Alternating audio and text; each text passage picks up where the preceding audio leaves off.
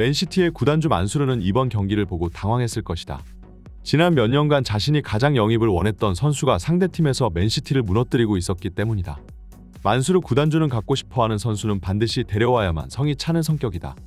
맨시티 인수 후 케빈 데 브라이너, 라임 스털링, 잭 그릴리쉬 같은 스타 플레이어들의 영입을 성공시켰다. 하지만 여전히 손흥민을 손에 넣지는 못했다. 손흥민이 맨시티의 영입 명단 최상위 상단에 위치해 있었다는 건 이미 모두가 알고 있었던 일이다. 그리고 그들은 아직도 포기하지 않았을 것이다. 손흥민의 계약은 2025년 여름에 끝난다. 이번 시즌이 끝나면 고작 1년밖에 남지 않게 되는 것이다. 이번 겨울 혹은 다음 여름 빅클럽들이 다시 한번 손흥민의 영입을 시도할 것이고 그 중에는 맨시티의 이름도 같이 있을 것이다. 손흥민이 맨시티에게 한 방 먹이자 다시 한번 이적 시장이 들썩이기 시작했습니다. 앞으로 겨울 이적 시장까지 한 달도 채 안 남은 상황이고 우승 트로피를 노리고 있는 많은 빅클럽들은 이번 겨울 대대적인 보강을 노리고 있는데요. 그리고 이런 1월 이적 루머에서 항상 이름이 빠지지 않고 거론되는 것이 바로 손흥민이었습니다. 하지만 유럽의 다른 월드클래스 선수들도 얼마든지 있음에도 불구하고 유독 스포츠 기자와 언론들이 집요하게 손흥민의 이적을 밀고 나서는 데는 이유가 있는데요. 전 세계에 뛰어난 선수들은 많지만 이들이 전부 영입이 가능한 것은 아닙니다. 이름을 날린 유명 선수들은 빅클럽에 입성한 지 오래되었고 빅클럽으로 진출하는 것도 힘든 일이지만 그만큼 빠져나오기도 어려운 법인데요. 그래서 사실상 주요 5대 리그의 우승클럽에서 활약하고 있는 핵심 선수들은 영입 가능성이 희박하기에 다른 클럽들도 이미 관심을 껐다고 볼 수 있습니다. 이름이 알려질 대로 알려진 선수들은 이미 다른 클럽으로 떠난 지 오래이기 때문에 수많은 유럽의 클럽들이 스카우터 부서에 엄청난 돈을 투입하며 숨겨진 원석을 찾고자 노력하고 있는 것인데요. 하지만 언제까지나 예외는 존재하는 법이고 그 출중한 실력의 세계적인 위상을 갖추었음에도 아직까지 중소클럽에 남아있는 몇몇의 선수들이 존재합니다. 그리고 그들 중 가장 대표적인 두 명의 선수가 바로 해리 케인과 손흥민이라고 볼 수 있는데요. 지난 10년간 이들만큼 유럽 빅클럽들의 부름을 받아온 선수는 없었을 겁니다. 해리 케인은 토트넘의 아카데미 선수로서 출발해 14-15시즌부터 본격적으로 이름을 날리기 시작했고 항상 토트넘을 괴롭히던 첼시를 박살낸 케인의 활약상은 월드 클래스로서의 도약을 알리는 경기였는데요. 그 후 케인은 토트넘에서 10년에 가까운 세월 동안 엄청나게 많은 골들을 꽂아넣었고 과거 티에리 앙리와 웨인 루니, 앨런 시어러 같은 선수들조차 해리 케인의 골페이스에는 비견되지 못했습니다. 토트넘 같은 중소클럽에게 있어 케인 같은 선수가 등장한 것도 기적인데 토트넘에는 손흥민이라는 보물이 또 다시 굴러들어왔는데요. 스카우터의 강력한 추천으로 레버쿠젠에서 토트넘으로 합류한 손흥민은 포체티노의 지도를 받으며 점차 리그에서 영향력을 넓혀가기 시작했고 날이 갈수록 그 실력은 일취월장하여 월드클래스 반열에 올라서며 프리미어 리그 득점왕까지 차지했습니다. 해리 케인이 내려와서 공을 지켜낸 뒤 전방으로 찔러주고 날카롭게 침투해 그 패스를 받아 골을 집어넣는 손흥민의 콤비 플레이는 토트넘을 대표하는 골 루트였는데요. 게다가 새가슴 스트라이커라는 별명을 듣던 케인은 유독 큰 경기에서 작아지는 약점이 있던 것에 비해 손흥민은 빅클럽 킬러로서 케인이 침묵할 때마다 본인이 영웅 본능을 발휘하며 유럽의 거함들을 쓰러뜨렸습니다. 특히 18-19 시즌 챔피언스 리그에서 맨시티를 박살내며 토트넘을 구단 역사상 처음으로 챔피언스 리그 결승전에 올린 것은 모두 손흥민의 공이고 비록 결승전에서 리버풀에게 패배하며 트로피를 들지는 못했으나 이 시즌의 활약상으로 인해 손흥민은 유럽 수많은 빅클럽들의 러브콜을 받기 시작했습니다. 특히 손흥민에게 제대로 당했던 맨시티가 그동안 손흥민 영입을 추진해왔다는 것은 모두가 익히 들어 알고 있는 사실인데요.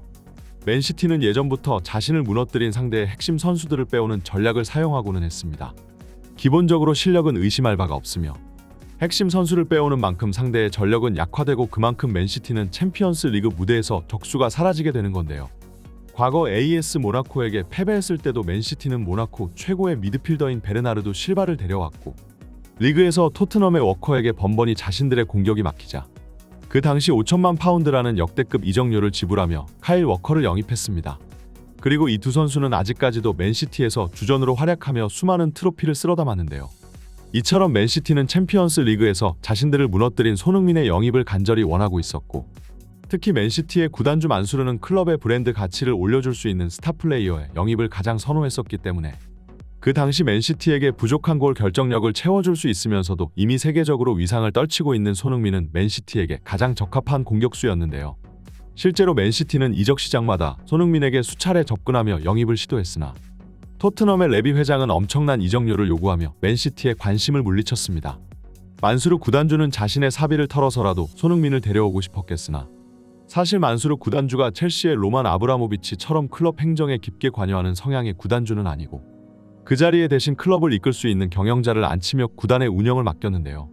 그렇기 때문에 맨시티의 실무자는 현재 회장의 위치에 앉아있는 칼돈 알 무바라크라고 볼 수 있으며 무바라크 회장은 월드 클래스 선수 한 명의 구단의 모든 돈을 전부 몰빵하기보다는 차라리 대신 수준급 선수들 3-4명을 데려와 스쿼드의 뎁스를 탄탄하게 만드는 안정지향적인 성격의 경영자였습니다. 맨시티는 손흥민에게 1억 파운드까지는 지불할 생각이 있었으나 레비 회장은 손흥민에게 최소 1억 5천만 파운드라는 가격표를 붙여버렸고 아직까지도 맨시티의 이적료 최고 레코드가 잭 그릴리쉬의 1천만 파운드인데다 그것이 비교적 최근에 일어난 이적이라는 것을 생각했을 때 그 당시 레비 회장이 요구한 가격은 제 아무리 맨시티라도 쉽게 지불할 수 있는 것이 아니었는데요. 손흥민을 노리던 클럽은 맨시티뿐만이 아니라 리버풀, 레알 마드리드도 있었고 이들은 맨시티가 요구받은 손흥민의 이적료를 보자 자연스럽게 자신들도 발을 빼버렸습니다. 결국 성사될 수도 있던 세기의 이적이 레비 회장의 완고함에 가로막혀버린 것이라고 볼 수 있는데요.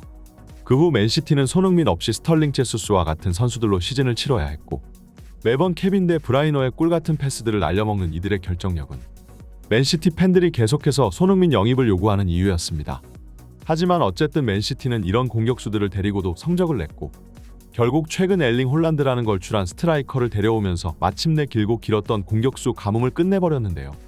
하지만 여전히 손흥민은 맨시티를 상대로 유독 강했고 항상 과르디올라 감독에게는 악몽과도 같은 존재였습니다. 그리고 최근 경기에서 다시 한번 맨시티를 상대로 미쳐 날뛰며 1골 1어시를 기록하자 이번에도 발목 잡혀버린 과르디올라 감독은 두고두고 손흥민 영입에 대한 아쉬움을 삼킬 수밖에 없었는데요.